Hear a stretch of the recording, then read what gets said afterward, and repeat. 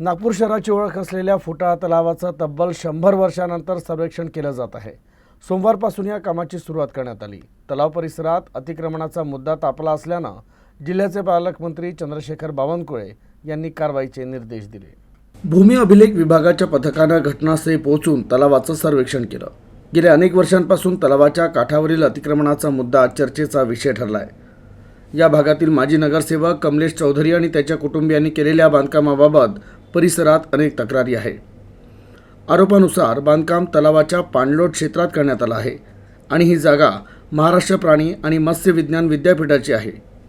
आमदार विकास ठाकरे यांनी पालकमंत्री चंद्रशेखर बावनकुळे यांच्यासमोर अतिक्रमणाचा मुद्दा उपस्थित केला होता। त्यांच्या सूचनेनुसार अतिक्रमण हटवण्याची कारवाई सुरू करण्यात आली आहे।